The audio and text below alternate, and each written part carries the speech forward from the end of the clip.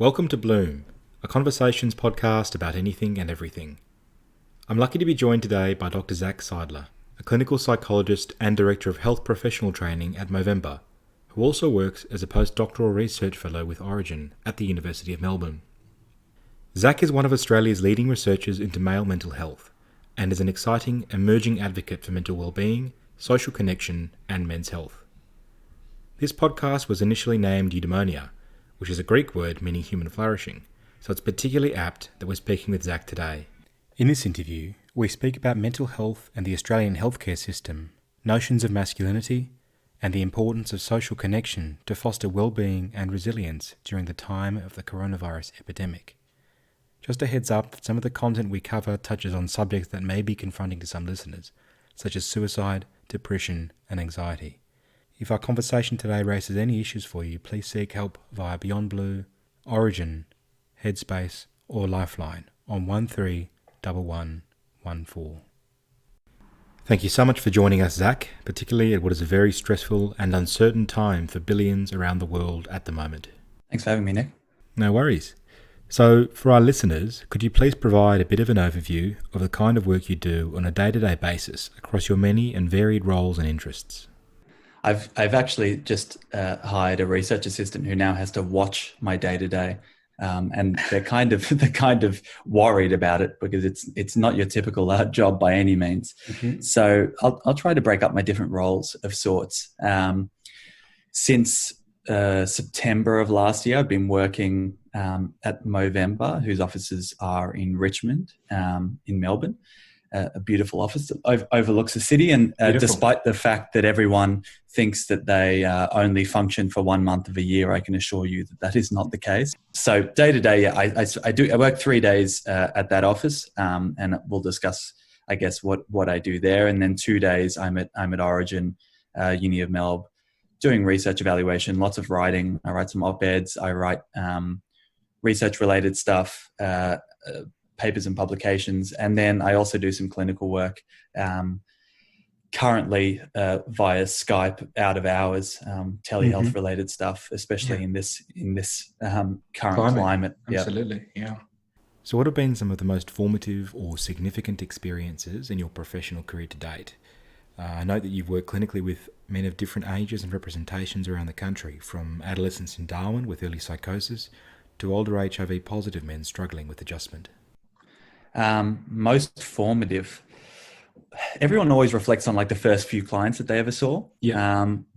It was actually later on that I really, because you find your feet as a clinician, and it's a very stressful period, and you can't actually pay attention to anything when you're trying to work out what you're doing, because you're so aware of what am I asking, how is this going on, and so you can't actually find your own voice, I guess, as a clinician. And so things really started to take off for me and to hit home for me when I started in private practice, and I had what turned into be a long line of young men with suicidal ideation and attempts. Right.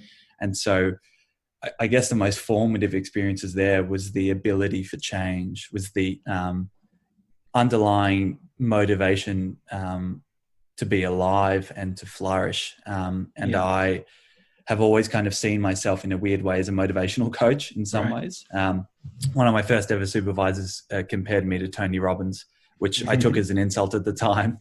But in hindsight, I think that many young men are seeking a doctrine or a mantra of some kind. And so I've kind of taken it upon myself to be a type of resilience coach in some ways for them. And that's really how I've pushed myself in the research world as well.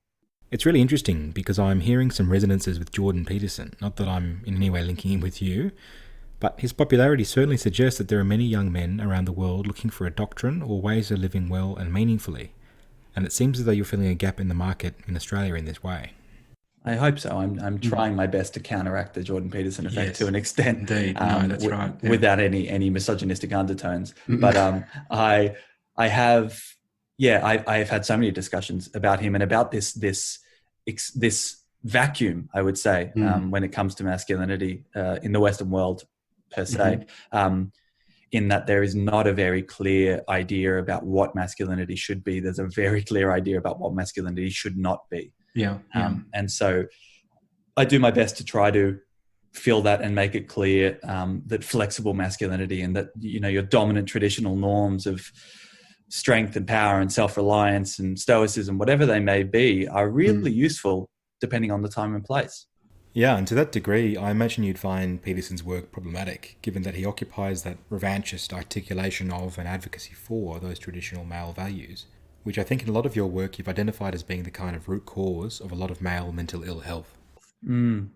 It's a very, very complex space, and I'm finding that more and more. I'm very lucky that Movember is apolitical in many ways, and they've succeeded on the basis of not getting into the nitty-gritty of this stuff, because gender politics is a shitstorm and a half at the moment. And so I've kind of been very safe in many ways in kind of realizing that I cannot distance myself from that male audience who really actually needs my help, who are the ones who are extremely disengaged, disconnected, and angry.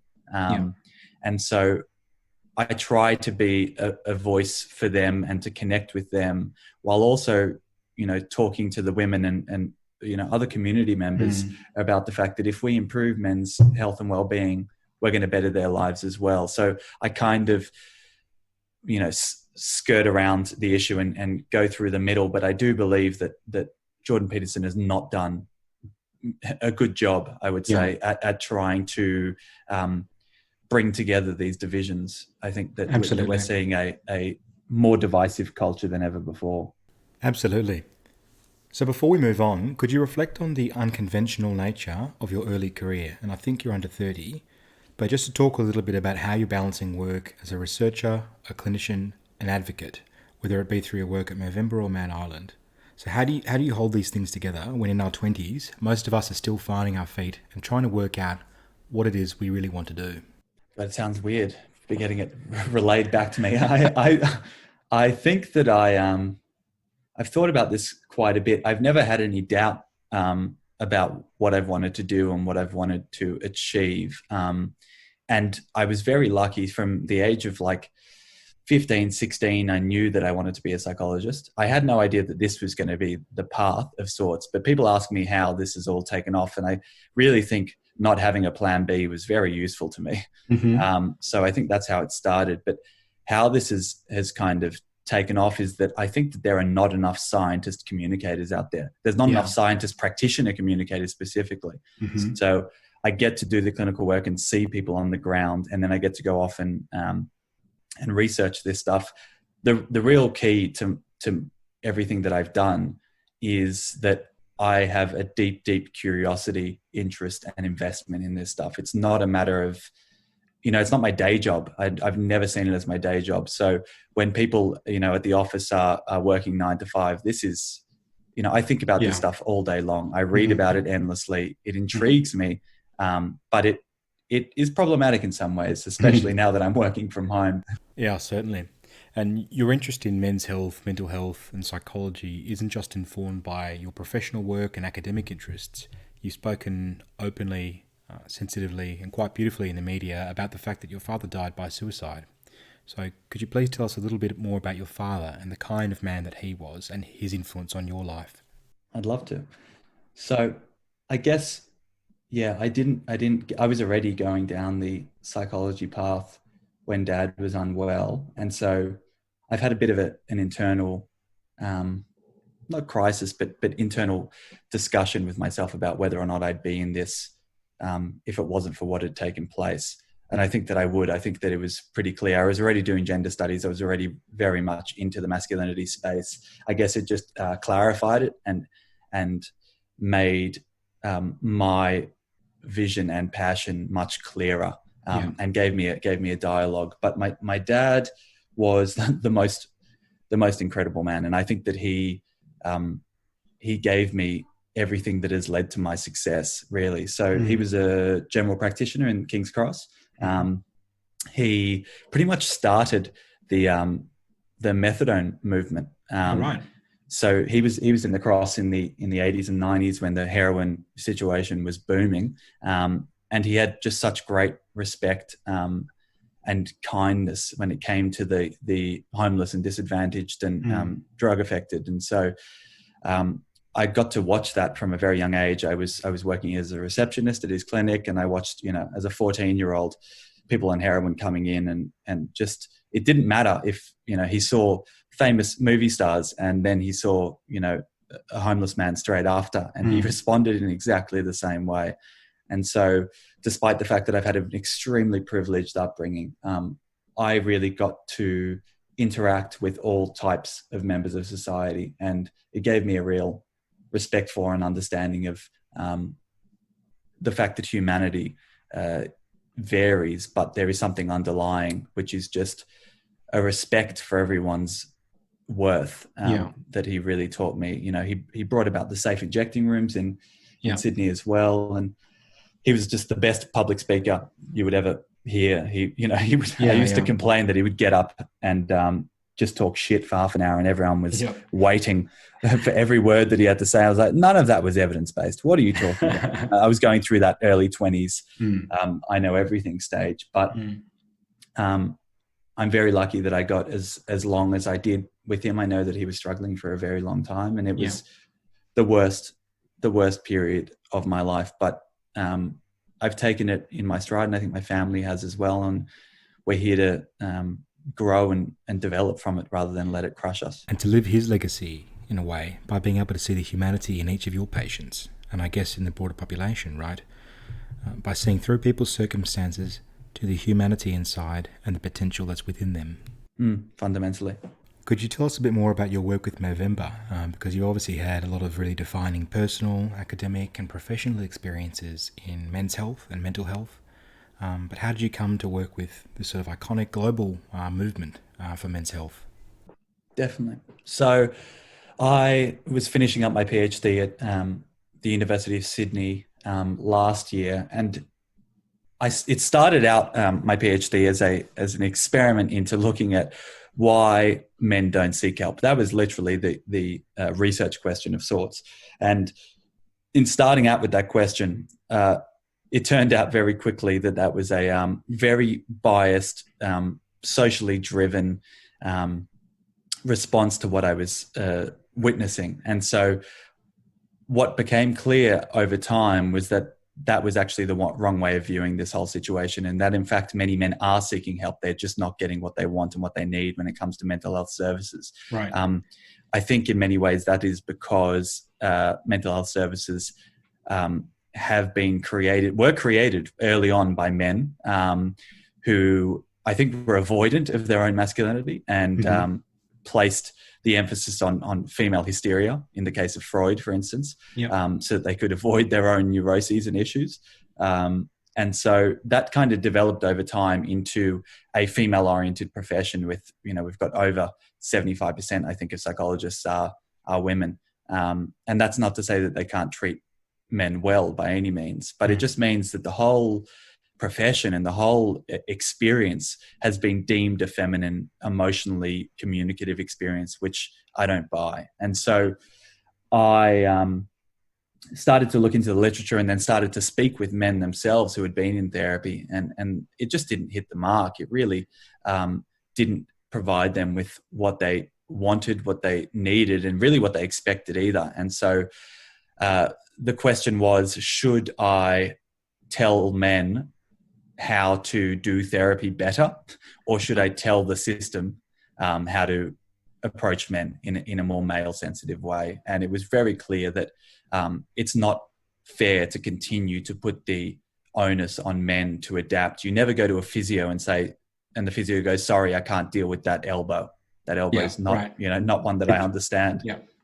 And so what became clear was that I needed to find a way to update the system to be male focused and to understand masculinity. And the best way of going about that, I think, was to create a training program for mental health practitioners, some form of continuing education, because there is nothing out there throughout every After degree. you've done your based qualifications, you mean? So like online modules? Exactly. Yeah. But even within base qualifications, there's nothing about gender anywhere. Gender competency is just not a thing that is taught, because it's believed to be general knowledge, I think, in many ways. Right. And so Man Island was really my PhD project. I just decided to market it because, I guess that's, again, my dad's legacy is like, just don't be mediocre, and do something different and forge a path for yourself. And so I didn't want to just be another PhD that grows dusty on the shelf. And so I came up with a brand and I came up with a message. And I think that's what sparked the interest of Movember, who... Absolutely, yeah. So they sort of found you and yeah. Well, I you. was making noise, as you can tell. I do that. And so I kind of... people, this is the thing, when I reflect on how I am where I am, it's because I didn't ever really fall back on deference. I didn't, I have respect for people, but I never really was like, oh, I'm a first year PhD student, I can't talk to this person. And they are big claims that you're making as well, by saying that there are systemic failures in the way that men's health is provided for in the healthcare system in Australia, but globally as well. Definitely. But I think that the time was right. We're looking at a suicide rate that's just through the roof. That's interesting, because you're saying that the rate of suicide, I think, is 3 times for men what it is for women. But at the same time, it's a perfect storm because there are those systemic shortfalls in how we treat men's mental health. So in how we treat men, in how we diagnose men specifically as well. There's just all of these mismatching statistics that just sparked my interest. There's this really famous quote by 2 reliably German psychologists who wrote, women seek help and men die.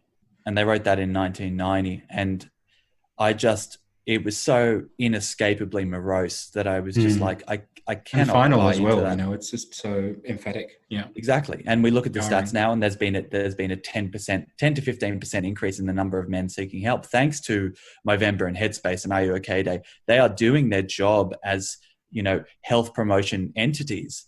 What is not working, and this is what I sold, I guess, to Movember in my conversations with them, was you cannot tell men, you cannot go into footy clubs and just tell everyone that if you're feeling down, go and seek help, and then just leave them there with a system that is not catering to their needs. And so I think that's what really got through to them and was a very clear way forward to go, all right, we can now target. It's not in the clinical space itself.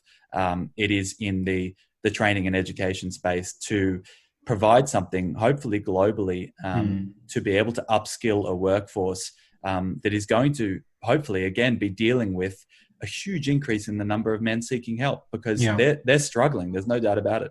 So how do men and boys experience mental ill health differently? And secondly, how are the kinds of ways of asking for help or indicating distress different?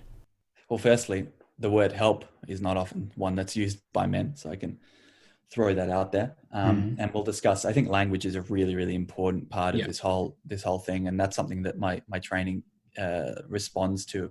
But to start with the first question of how do men, show and manifest mental ill health, I think the easiest way, the easiest diagnosis to start with is depression. There's lots and lots of research out there. And one of my colleagues, Associate Professor Simon Rice, has done some incredible work looking at the way that depression manifests in men, and the fact that while there is the typical understanding that depression is you sitting on the couch eating ice cream, crying yourself to sleep while watching a rom-com, it's like there are these ideas of darkness and of endless sadness and despair and hopelessness that the DSM, the Diagnostic Statistical Manual, that all psychologists and psychiatrists look to for their diagnoses, that's what it advocates for. We don't buy that when it comes to male depression, and that's from our clinical experience and more broadly now within the research. And internalizing depression, which is that I feel hopeless, everything is very internal, tends to be actually quite a feminized response to depression. Men actually tend to show an externalizing response, which is anger, aggression, irritability, substance misuse, violence. And so what is boys being boys is actually often a cry for help and is misunderstood and is misdiagnosed. The amount of men that I get coming through my door with, anger issues written down on a referral, and then you deal with it for 3 sessions and then suddenly they're bawling their eyes out. Is that because those behavioural manifestations are actually symptomatic of a deeper psychological issue? Precisely. Yeah. Society advocates for the fact that men are allowed to show anger, pride, irritability, and so that's what they show. Yeah. You get a 70-year-old grandpa who's just grumpy all the time. God forbid there's actually something going on underneath that. That makes me think about what you said before about language and the importance of thinking about linguistic or stereotypical conventions or straitjackets that we put around men and the impacts on their well-being. So there are ways of being or ways of behaviour that men are allowed to express, that anger or grumpiness, substance abuse, which are kind of normalised behavioural problems, right? Without actually fully allowing men to inhabit and express or interrogate those deeper psychological ailments that they might have. So as a link to that, could you speak about the kinds of language that we use to describe masculinity and men? And particularly I'm thinking of the terms fragile masculinity, but also toxic masculinity, which I think sometimes contributes to that polarized Jordan Peterson view of the world and gender politics, gender relations. Yeah. God, I have so much to say. Okay. Let me structure this. I think, okay, there's two dialogues there. One is around the way that we address masculinity and what it looks like and what it sounds like and how to talk about it within society. And the other is about how to talk about men's mental illness and how to talk about what they're experiencing, what their symptoms are, and what it looks like. For instance, the term depression doesn't sit very well with many men. Distress or stress tends to be a word that right. resonates a bit better. The blues, whatever it may be, and that's good days, bad days. Yeah, it could be due to stigma. This is the problem. We don't want to perpetuate that stigma. So if we need to push through and use the word depression, so be it. But I think there is definitely something there when it comes to if men are experiencing that anger, irritability, grumpiness, and that's just the way that men are going to show their distress. We don't need to force men into this box of you need to be vulnerable, you need to cry, you need to be emotive. I think that there is a time and a place for that, and they need to have that in their repertoire by all means. But suggesting that we need to, this is what Jordan Peterson jumps on, which is the idea that we don't need to feminize men. We don't need to get rid of masculinity and turn everyone into a little girl. Yeah. And I have issues with the way he goes about talking about that, but I do agree that we are socialized differently and we have different responses to things. And so let's not pretend that these are, apples and apples. There's a different game going on here, and we deal with things differently. He draws on the testosterone argument, which I think is a bunch of crap. But that is to say that he believes that testosterone and evolutionarily men, responding through hunter-gatherer situations leads to men's behavior being fundamentally different. You look at boys at the age of 3 and they're crying much more. They have much more emotive, capability than young girls do often as well. So you watch it restrict. Judy Chu, one of my colleagues, followed a number of boys throughout preschool and started to see that restriction actually take place before her very eyes. As a socialized kind of... Exactly. Yeah. Exactly. So I think that we really need to start to understand that we can have both. We don't need to move towards something else. We can just incorporate. I think it's a matter of and rather than or. Right. And so when it comes to, though, the idea of toxic masculinity or healthy masculinity or positive masculinity, whatever it may be, fragile, I did an ethics debate around fragile masculinity, and I really made it very clear that I think that that's a great term because I think that the whole idea about masculinity needs a rebranding, and that is that fragile masculinity should be seen as a great positive. Everything that is fragile is beautiful. Everything that is fragile is respected and is sought and precious. Exactly. And feminism in the 1960s, 70s, and 80s sought to seek out the fragility of femininity. That's what it did. It sought to go, what are the pressure points here? What is this thing? And I think we're at a reckoning of masculinity now where we are going to go, what is underlying these cracks here? And how can we actually start to inhabit that space and understand it? Because it has been too long of see no evil, speak no evil, that with, Harvey Weinstein has cracked this open for everybody. And hopefully we're going to realize that this is to our great benefit over time. Yeah, the use of the word fragility reminds me of the Japanese art form kintsugi, which means gold joinery. It's a form of pottery repair where broken ceramics or fragile objects are knitted back together with gold bonding material.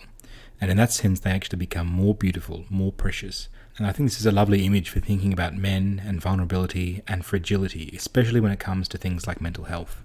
It's lovely. And that is the idea of restoration. What I think that the Me Too movement should be focusing on is the fact that those men who are doing, despicable things are not fragile. They're not the fragile men. No. That the fragility is in the people who are aware and willing to look at their weaknesses and look at what is underlying those and seek self-betterment. That's masculinity and that's fragility, and that's what we're aiming for. So I'd like to change tack a little to focus on the themes of mental health and social connection in the time of coronavirus, the global pandemic which has disrupted the way of life of billions around the globe. So our new normal seems to be one of social isolation, social distancing and self-quarantine, coupled with extreme anxiety about the economic future of our countries and households, as well as existential anxiety about the health and well-being of loved ones and humanity at large. So there's a lot to unpack in there, but what are your thoughts broadly on the pandemic and its implications for mental health and well-being in Australia? Well, as I said before, I've noticed a shift in my own mental well-being. I've never been one to be overwhelmed by the media or overwhelmed by reading anything at all. And the past couple of days, I've just been like, nah, I'm done with this. I can't. Tuning out. Yeah, it's too much. As I think I heard John Mayer, actually, of all people, say, it's reading this splintering of the news is like being reminded not only that your favorite ice cream store has closed down, but that chocolate, salted caramel, strawberry, vanilla, every one of the flavors is gone. And that we're reminded of that every day, and it's exhausting. So I think that one thing, while we're on the masculinity train, to remember, and for all the listeners out there, there is 10 subscribers. There is something to be said for the way that masculinity interacts with health behaviors is really, really problematic, and we're seeing that in the fact that men are dying much more readily from this illness than women are.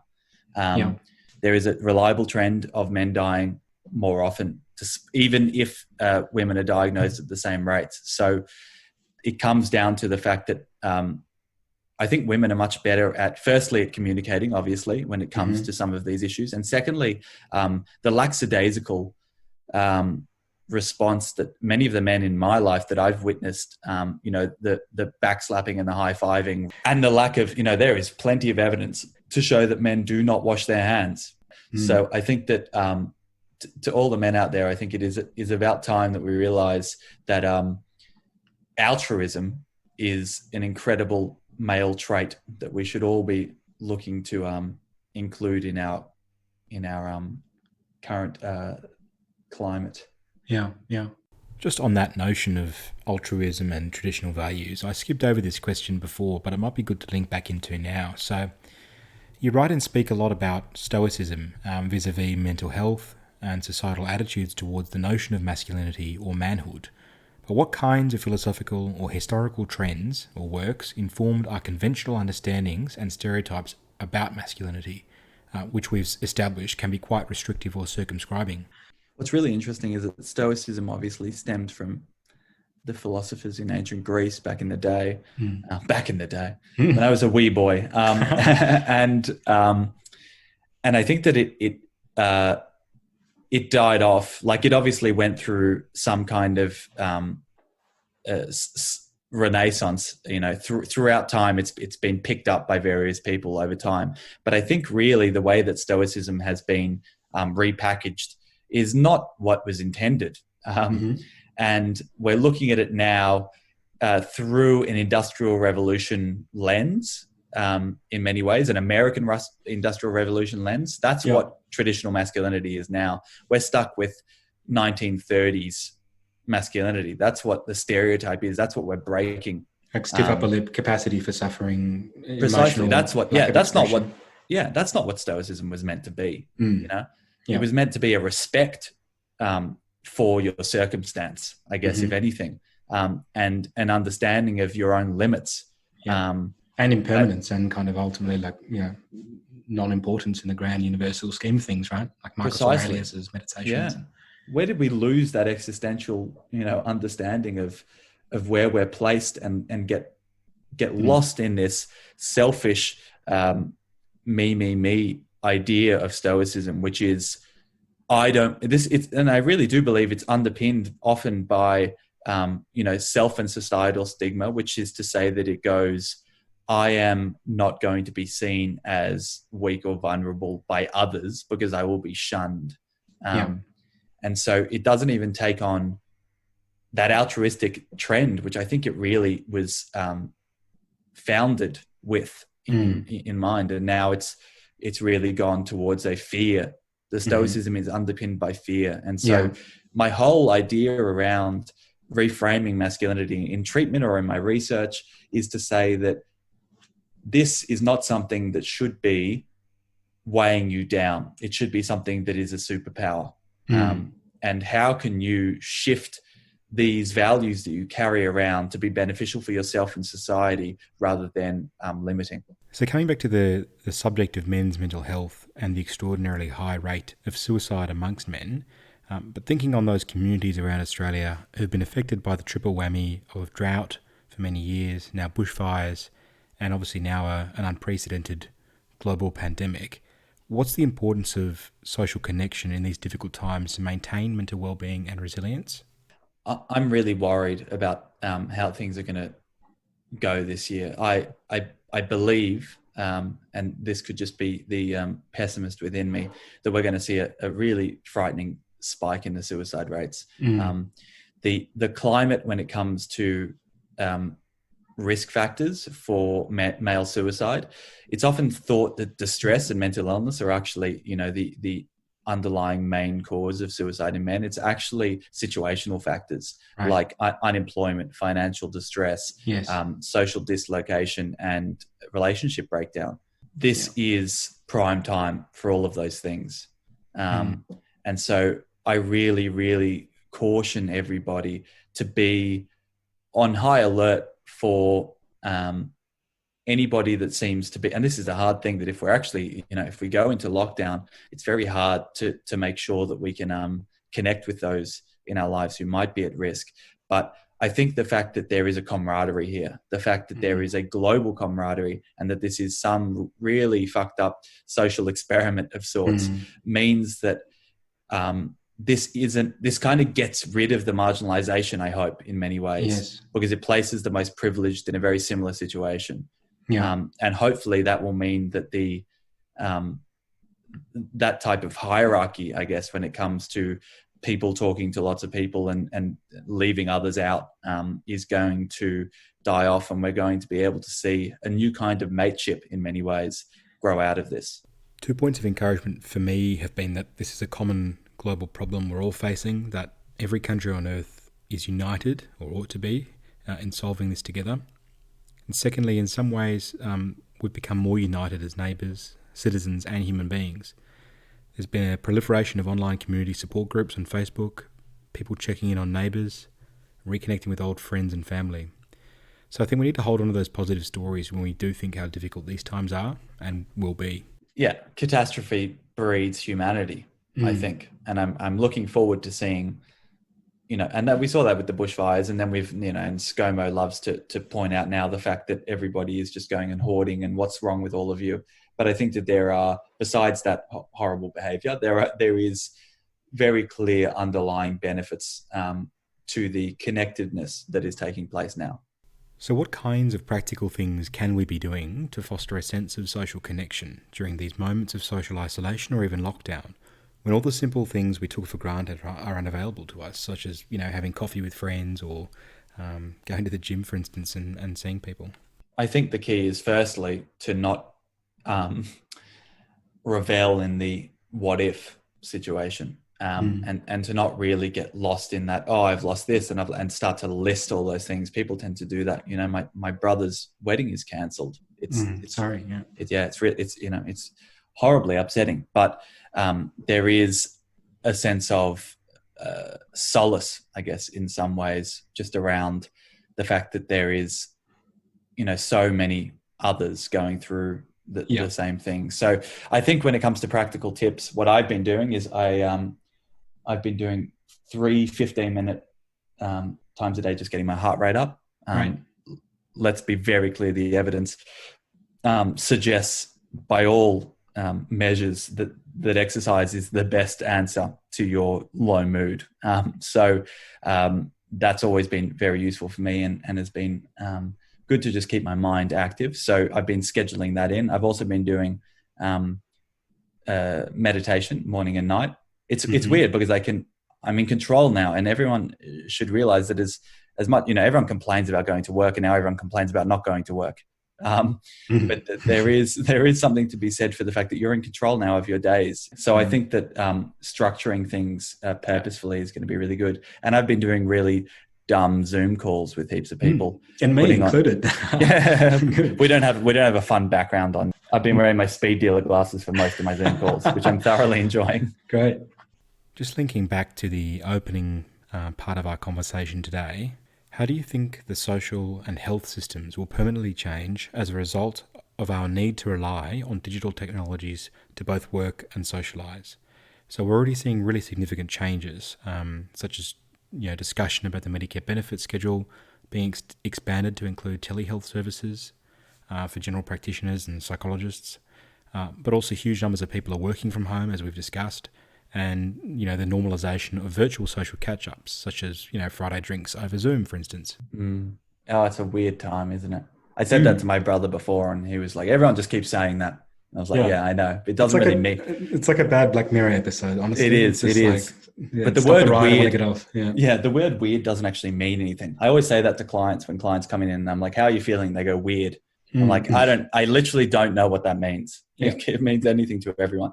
So I guess that's why everyone's saying it, because we're all in this state of limbo. Yeah. But I think that really this is going to be, I'm very, very privileged, and I've made that clear to everyone. No matter how pissy I might be on a certain day, I know that I'm in the best possible position right now when it comes to firstly, my job security. I know so many people out there who are freaking out, and I send my condolences to them, because this is frightening. But I really do think that the healthcare space is going to learn a lot in the coming months, and is going to benefit a lot, because we were moving archaically, really slowly towards telehealth movements. We were moving towards understanding online education as well.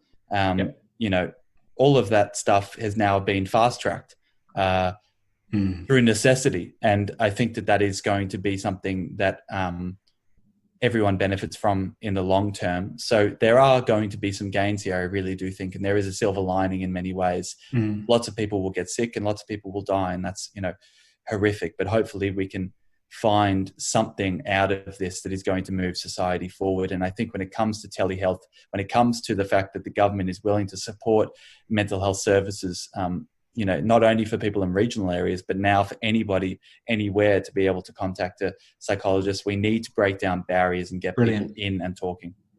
And finally, putting coronavirus to one side, what kinds of things do you do to keep happy and healthy in your daily or weekly routine? I just love to do Zoom podcasts. It's my favorite thing. Oh, you're working on your time. Yeah. We'll just chat randomly and record. Yeah, sure. But the ocean is my respite. Despite moving to Melbourne and people thinking I'm insane for swimming here, I typically swim here every day, and the cold water therapy really does wonders for me. Running as well, movement, progress. I really align them in many ways. And then I play drums as well to just exert some other energy. And it's the only time when my brain does something and is not at all engaged. It just relies on some lizard brain situation. yeah, and then just chatting with mates is always enlivening in many ways, and finding your tribe that has very similar values and interests to you really, gets me up in the morning. Yeah, fantastic. Well, Dr. Zac Seidler, it's been a pleasure talking with you today, and thank you so much for your time and for being part of Bloom's very first podcast via Zoom. So thank you. My pleasure, Nick.